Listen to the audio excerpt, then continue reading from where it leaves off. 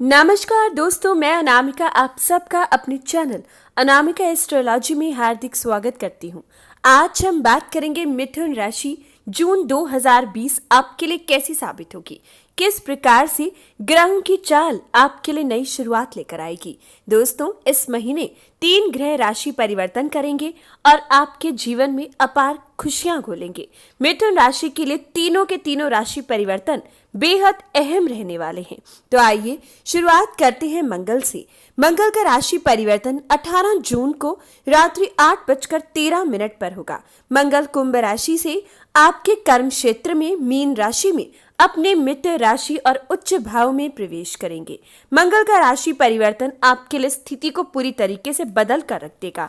दोस्तों, मंगल का आपके कर्म क्षेत्र में आना सबसे ज्यादा असर आपके व्यापार पर, आपकी नौकरी पर डालेगा, आपके जोश और उत्साह को बढ़ाएगा। हर तरीके से भय का अंत होगा, काम करने की क्षमता अधिक होगी। अब आपके काम से, आपके व्यापार से आपको अधिक लाभ इस दौरान जरूर होगा। मंगल का राशि परिवर्तन आपको कर्मठ बनाएगा। बिना रुके, बिना थके अपने काम में हर तरीके से ध्यान देते नजर आओगे।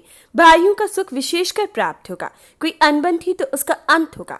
आर्थिक लाभ भी आपको भाइयों से इस दौरान मिल सकता है। ये समय भूमि वाहन तक का सुख मंगल आपको दे रही हैं। जिनके खुद के घर के सपने अभी तक अधूरे थे, यानी कि खुद का घर लेना चाहते हो, कंस्ट्रक्शन चल रही थी, मरम्मत चल रही थी, लेकिन रुकावटें आई, अब आपका काम बनेगा। बिना किसी परेशानी के, बिना किसी रुकावट के आप खुद के घर में प्रवेश कर पाओगे। 18 जून के बाद मंगल का राशि परिवर्तन डिफेंस सर्विसेज में जो लोग ट्राई कर रहे थे, आपकी इच्छा बहुत शीघ्र पूरी करेगा। खेल कूद के क्षेत्र में आपको आगे रखेगा। व्यापार में अगर मंगल संबंधित कार्यों से जुड़े हो, कंस्ट्रक्शन, बिल्डर हो, तो आपके लिए स्थिति ज्यादा हक में दिखाई दे रही है। सिक्योरिटी पर्पज से जुड़ा आपका कोई व्यापार है तो आपको ज्यादा लाभ होगा। टेक्निकल क्षेत्र से जुड़े हो तो इस समय आपके लिए उपलब्धियों के रास्ते खुले हैं। ये समय टेलीकॉम इंडस्ट्री से भी आपको लाभ जरूर होगा। कोई नया कार्य शुरू करना चाहो तो इस समय को चुन सकते हो। 18 जून के बाद आपकी मेहनत रंग लेकर आएगी। हर तरह से सफलता आपके कदम चूमेगी। दोस्तों, मंगल आपके लिए शुभ परिणाम ला रही है, इसलिए 18 जून के बाद स्थिति को इस्तेमाल कीजिएगा, प्रयोग में लाइएगा। एक पल भी वेस्ट मत होने दीजिएगा, क्योंकि ये समय आपको शुभ समाचार जरूर देकर जाएगा। अब बात करते हैं मंगल दशम भाव में पारिवारिक सुख किस प्रकार से देगा। तो दोस्तों, आपके लिए संतान प्राप्ति के योग प्रबल बना रहा है। पुत्र सुख तक आपको मिल सकता है। अगर पुत्र पहले से है, अनबन की स्थिति थी, तो अब आपकी अच्छी निभेगी। ये समय दाम्पत्य जीवन में भी मंगल हर तरीके से मधुरता को घोलेंगे। परेशानियों का अंत होगा। अविवाहित को अच्छे प्रस्ताव आएंगे। माता पिता का भी सुख विशेषकर आपको प्राप्त होगा। अब बात करते हैं सूर्य की। सूर्य का राशि परिवर्तन आपके लिए बेहद अहम है। 14 जून को रात्रि 11 बजे सूर्य आपकी राशि मिथुन राशि में प्रवेश करेंगे। 12वें भाव से सूर्य का निकलना हर तरीके से परेशानियों का अंत करेगा। दोस्तों, 12वें भाव में जब भी शुभ ग्रह आते हैं तो नुकसान हानि साथ लेकर आते हैं। तो इस दौरान जो सूर्य आपको परेशानियां दे रहे होंगे उसका अंत होगा। सूर्य और शुक्र की युति आपके लिए 14 जून तक जीवन साथी के संबंधित परेशानियां भी लाई होगी, लेकिन अब सूर्य का राशि परिवर्तन 14 जून के बाद सूर्य और बुध का बुध आदित्य राजयोग आपकी राशि में बनेगा, जो आपको राजसी जीवन व्यतीत करने का मौका देगा। आलस को त्यागोगे, काम में फोकस नजर आओगे। हालांकि स्वभाव में क्रोध आ सकता है, लेकिन यही क्रोध आपके बड़े से बड़े काम निकलवाने में आपकी मदद करेगा। सप्तम भाव पर दृष्टि डालेगा, जो आपकी डेली की इनकम को मेंटेन रखेगा। सरकारी कामों से आपको इस दौरान, अगर नौकरी में हो तो लाभ और नुकसान दोनों की स्थिति दिखाई दे रही है, क्योंकि दोस्तों सूर्य और बुध की युति आपको बहुत लाभ देगी, लेकिन सूर्य और राहु का ग्रहण दोष भी बनेगा, जो सरकारी नौकरी में आपको भागदौड़ देगा। इस दौरान ऐसी जगह तबादले के योग है जिससे आपकी परेशानी बढ़ेगी, इसलिए राहु का उपाय जरूर कीजिएगा ताकि इन परेशानियों से बच सको। सूर्य और राहु की युति आपके पिताजी की सेहत पर असर डाल सकती है, इसलिए ध्यान दीजिएगा। लापरवाही नहीं करनी है, वरना पछताना पड़ सकता है। सूर्य और राहु की युति 14 जून के बाद आपको नेत्रों का रोग या सिर का दर्द दे सकती है, इसलिए ध्यान दीजिएगा। इस समय में जो लोग सरकारी नौकरी के लिए ट्राई करना चाहें, डिफेंस सर्विसेज में अगर ट्राई करते हो या वाणी के क्षेत्र में सरकारी नौकरी के लिए प्रयास करते हो, तो इच्छा की पूर्ति जरूर होगी। बाकी क्षेत्रों में रुकावटें देखनी पड़ सकती हैं। साथ ही साथ दोस्तों, 14 जून के बाद सरकार की लापरवाही भी आपकी परेशानियों का मुख्य कारण बन सकती है। इस महामारी में बढ़त 14 जून से 30 जून तक देखने को मिलेगी, इसलिए अपनी सुरक्षा स्वयं कीजिएगा। जितनी सरकार अभी एफिशिएंटली काम कर रही है, उतनी ही परेशानियां, लापरवाहियां या फिर कोई गलत डिसीजन सरकार 14 जून के बाद ले सकती है। सरकार में अगर जो काम कर रही है, राजनीति से जुड़ी है, आपके लिए भी 14 जून के बाद समय घातक साबित होगा। अपनी सेहत का ख्याल रखिएगा। कोई ऐसा सरकार से जुड़ा इंसान जो बहुत ही महत्वपूर्ण रोल निभाता हो, हम उसको इस दौरान किसी समस्या में फंसे देख सकते हैं। अब बात करते हैं अगले राशि परिवर्तन की। अगला राशि परिवर्तन इस महीने बृहस्पति देव का होगा। 30 जून को बृहस्पति देव अपनी नीच राशि से आपके 8वें भाव से निकलेंगे और धनु राशि में 7वें भाव में प्रवेश करेंगे।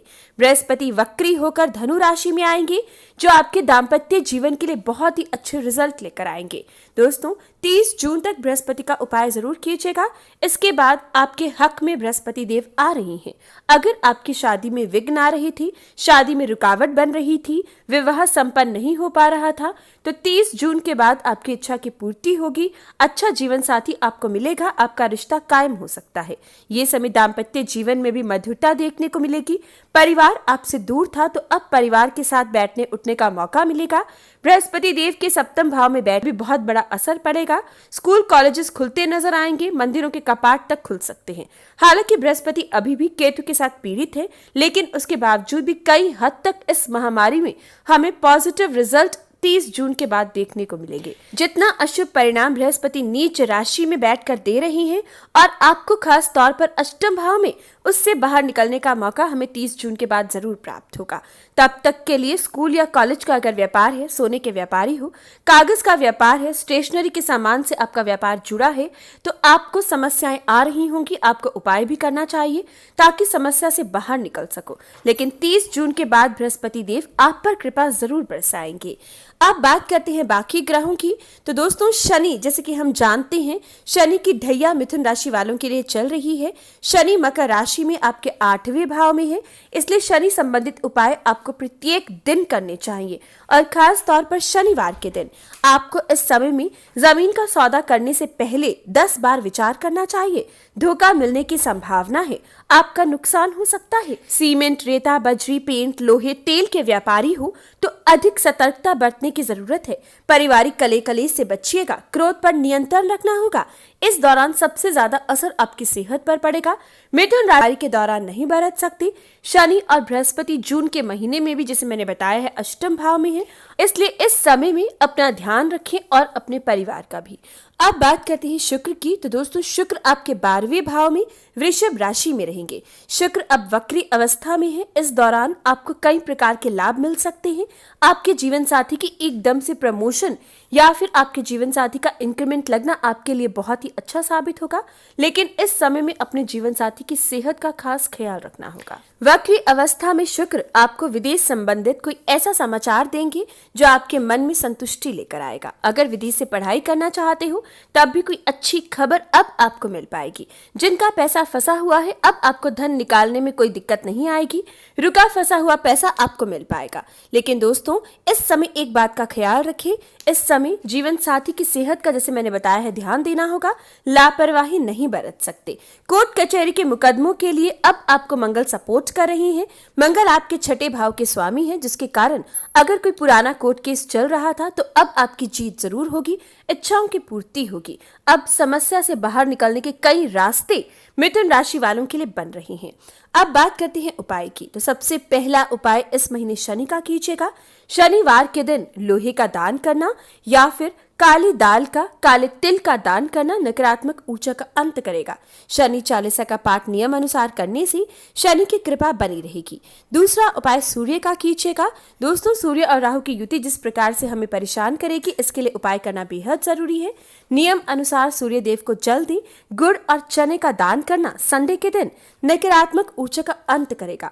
काले कुत्ते को रोटी डालें। पक्षियों में अनाज डालना आपके लिए बेहद जरूरी है, क्योंकि केतु 7वें भाव में बैठे हैं, जिसकी वजह से बिजनेस पार्टनरशिप में अनबन या दाम्पत्य जीवन में लड़ाई झगड़ा केतु ला सकते हैं। ताकि बृहस्पति पूर्ण फल दे सके और केतु का आप पर प्रभाव ना पड़े, इसलिए केतु का उपाय जरूर कीजिएगा। तो ये था जून 2020। अगर जानकारी अच्छी लगे तो कमेंट बॉक्स में जय सियाराम जरूर लिखें। वीडियो को लाइक और शेयर करें, चैनल को सब्सक्राइब और बेल आइकन को प्रेस करें ताकि हर जानकारी आपको मिल सके। धन्यवाद।